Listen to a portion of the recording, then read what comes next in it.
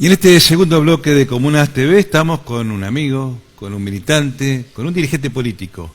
Estamos con Fernando Esteche. ¿Qué tal? ¿Cómo te va? Muy buenas noches. Buenas noches, ¿qué tal? Gracias por la invitación. Bueno, estás libre, ¿sí? En una causa totalmente, dicen los que saben, injusta. Pero explicar a la gente cuál fue la causa.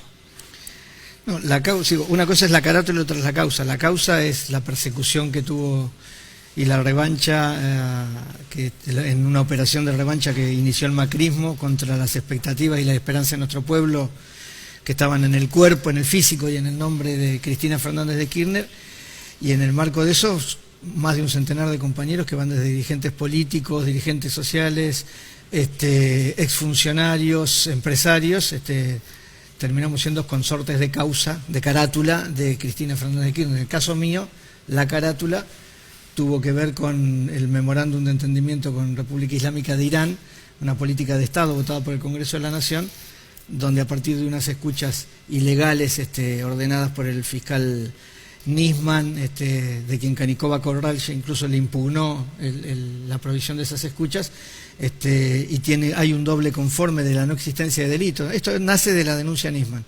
El juez Rafecas y su alzada plantearon en su momento la no existencia de delito, no obstante lo cual, a la muerte de Nisman y empoderado del macrismo, el fiscal Moldes primero y Bonadío después, con otra escucha ilegal tomada de manera absolutamente abyecta de una conversación privada del ex canciller Timmerman con un amigo personal, reabren la causa y lanzan toda esta persecución de una cantidad importante de preventivas, más de 30 y pico de procesamientos, y esa es la carátula que me mantuvo preso casi 2 años.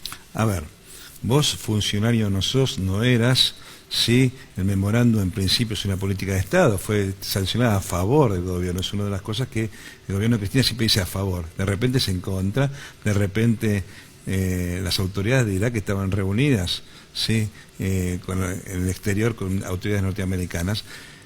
Lo que no entiendo es por qué a vos, o sea... No, es que si uno pretende hacer un ejercicio de comprensión de el porqué de cada uno de los presos políticos, no, son lógicas. Yo digo, el objetivo es Cristina Kirchner y después los presos fuimos los fáciles, los posibles, los que estaban naturalizados por distintas trayectorias personales, y veníamos cargando una serie de estigmas y anatemas, entonces los presos son de Bidu Vudú. No claro. Es Kicillof, no es el Coqui Capitani, no son algunos, bueno, el Coqui estuvo ahí, al borde. Digo, fuimos los presos fáciles, los presos que había habido una operación mediática de construcción que facilitó. Entonces está Milagro y la compañera de Tupac, está Luis Delía, estoy yo, está, Julio, Amado, todo el ministerio, casi toda la cabeza del Ministerio de Planificación, que son los que se había demonizado. Entonces se naturalizó esta idea en un momento del macrismo donde tenía... Hoy estamos en otro momento, pero en aquel momento donde empieza esta operación de revancha y de disciplinamiento, era un momento de mucha fortaleza ideológica y cultural dominante de parte del macrismo, ¿no? Seguramente. Y como no tiene ningún éxito económico, le daba a la gente presa, sí, encarcelada. Había un poco de eso, no se buscaba la verdad histórica, ni siquiera la verdad judicial, que era una mentira a todas luces, sino la prisionización, es decir, no importaban por qué estaban presos. Unos podían ir presos por fotocopias de cuaderno, otros porque alguno lo denunciaba por un 08, otros por lo que fuera. Lo importante es que estén presos. Eso lo vimos en los registros que se hacían de las marchas que celebraban estas prisionizaciones. Así que me parece que ahí hubo una operación de este tipo que fue muy efectiva en un sentido, pero que fue tan avasallante, tan bestial, que tuvo que tuvo formidables torpezas procesales, procedimentales, que hacen que en estos tiempos estemos alcanzando de nuevo la libertad muchos de estos compañeros, es decir, porque esto tampoco es una gracia regia que nos está dando el poder actual, que el macrismo nos concede hoy la libertad, sino que tiene que ver, mira, en mi caso yo alcanzo la libertad, hay 2 cosas que están en el auto de soltura. Una, el tribunal oral dice esta causa tiene tantas nulidades, escrito está, no te estoy diciendo un análisis político, esto está escrito en el auto de soltura. Esta causa tiene tantas nulidades que el tribunal entiende que va a ser de muy difícil posibilidad la celebración del debate. Lo que están diciendo es no va a haber juicio. Y la otra es que yo tengo tiempo sufrido de cárcel mayor al que me cabría en la eventualidad de que me encontraran culpable y me aplicaran la máxima pena prevista en la imputación que se me hace. Si estuve más preso de lo que si fuera culpable tendría que estar. Lo mismo pasa con los otros compañeros que encontraron los tiempos razonables de las preventivas, ya habían sido extendidos y renovadas esas extensiones. Lo que está pasando es eso, y obviamente se está acomodando Comodoro Pi a los nuevos tiempos políticos que son más que evidentes que están viniendo, ¿no? Me dijiste un centenar de compañeros presos. Y si uno digo, perseguidos políticos, digo, ¿no? Sí, y presos. Si uno se pone a ver la cantidad de compañeros presos de, por ejemplo, la Tupac de Jujuy, los compañeros presos en Mendoza, la Tupac de Mendoza, la cantidad, bueno, hay más de 120 procesados y muchos de ellos encarcelados, 70 pasaron por la cárcel, 2, 3 días, algunos meses, otros menos meses, de las fotocopias de los cuadernos. La cúpula del Ministerio de Planificación está toda en cana. Bueno, tenés otros compañeros que vienen del mundo sindical que han sido, digo, hay causas menos notables y menos llamativas, pero que también fueron parte de esta política de venganza revanchista y de disciplinamiento.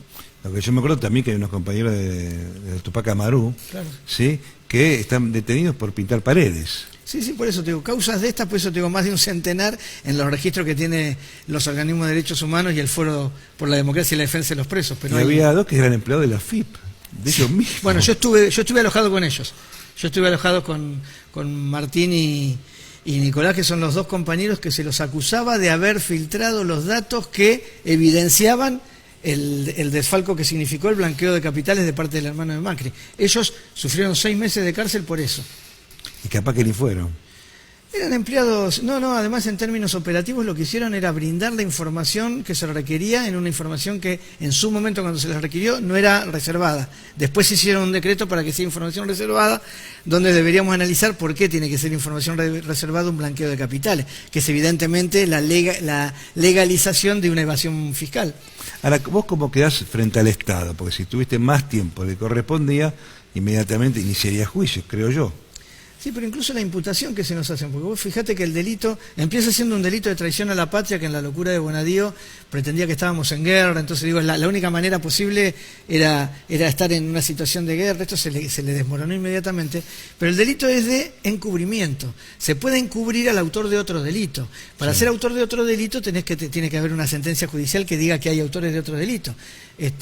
En causa Amia y Daya, lamentablemente, a expensas del fiscal Nisman, de Mullen, de Barbaccia, de Veraja, de Cora, de tanta gente, hubo una construcción de encubrimiento que hizo imposible que haya procesados. Entonces no se puede encubrir a nadie que ni siquiera está procesado. O sea, nos están acusando de encubrir a nada, es decir, de bien en abstracto porque no hay procesados por los atentados terroristas. Así que no solo que cumplimos más tiempo de prisión, sino que además el delito en sí mismo de bien en abstracto, que como decías vos, en mi caso era un delito agravado por ser funcionario público. Yo jamás fui funcionario público. Cuando le dábamos esta discusión en las instrucciones, en las primeras indagatorias, decían, bueno, eso discútanlo en el debate. Mientras tanto, yo tuve 22 meses de prisión, la causa todavía hoy por hoy sigue abierta, pero yo entiendo que si aparece un proceso de normalización institucional, todo esto va a revisarse. ¿Y cómo era un día de prisión? Y la prisión es una cosa compleja, depende cómo tenés la cabeza y qué nivel de anclaje tenés con la libertad, con el afuera. Yo tuve la oportunidad extraordinaria de poder estar alojado con Julio de Vido, entonces compartía las 24 horas de estos 22 meses con él, pero ahí tenés el disciplinamiento tumbero, esto de los recuentos, los engomes, esto que te encierran, que hay toda una rutina, las requisas, la desnudez obligada. ¿Por qué desnudez obligada? No, esto de la requisa de que cada vez que vas a algún lado, vas a visita, volvés de visita, ves al abogado, volvés del abogado, y cada tanto se les ocurre y vienen y te revisan todo, tipo un allanamiento, te dan vuelta a todo, donde te piden la desnudez no para corroborar que tengas nada, que estés traficando nada en tu cuerpo, sino solamente porque es una situación de humillación y de vejación, que creo que, bueno, la institución prisión está pensada para eso, así que no es que estos son más malos o menos malos, la prisión está pensada para este disciplinamiento servil. Así que depende de la cabeza como la tengas. Nosotros los militantes, los presos políticos, yo creo que me animo a decir que todos los compañeros la han llevado con mucha dignidad, con mucha fortaleza, la han convertido en trinchera, lejos de arrinconarnos, tanto con estos medios, hemos hablado en la radio, siempre hemos buscado limar el barrote y asomar a la libertad y decir nuestra palabra, y eso nos mantenía muy bueno, y después de mucho aprendizaje, nos mantenía muy activos, pues mucha lectura, mucha formación política, siempre depende de los contextos, ¿no? En un contexto carcelario, donde hay otros ruidos, cumbias, el sonido de la tele y demás, pero siempre es importante tener la cabeza libre. La última pregunta y en el último minuto que nos queda.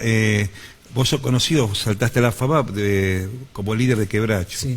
Desde Quebracho a este acompañamiento con el peronismo, ¿cómo queda la figura de Fernando Esteche? ¿Cómo va a seguir la figura de Fernando Esteche políticamente? Sí, no, lo que hay que decir primero es que Quebracho se nutrió de una corriente muy grande del peronismo, es decir, no es que hay reconversiones ideológicas, es decir, Quebracho fue un encuentro de distintas corrientes y trayectorias políticas. Y después sí hay un proceso de maduración, de comprensión de que hay repertorios que son inconducentes, de comprensión de la política, y hoy por hoy estamos trabajando en la articulación de una propuesta política que tiene que ver, que contiene, bueno, a Amado Boudou, a Julio De Vido, Gabriel Mariotto, todos impresentables a los ojos de la cultura dominante, pero sí entendemos que apoyados en la Constitución del 49 como propuesta política, queremos aportar al próximo proyecto gobierno popular una propuesta política de reencauzamiento y recuperación de soberanía. Fernando Esteche, gracias por estar acá. No, gracias a ustedes por la invitación.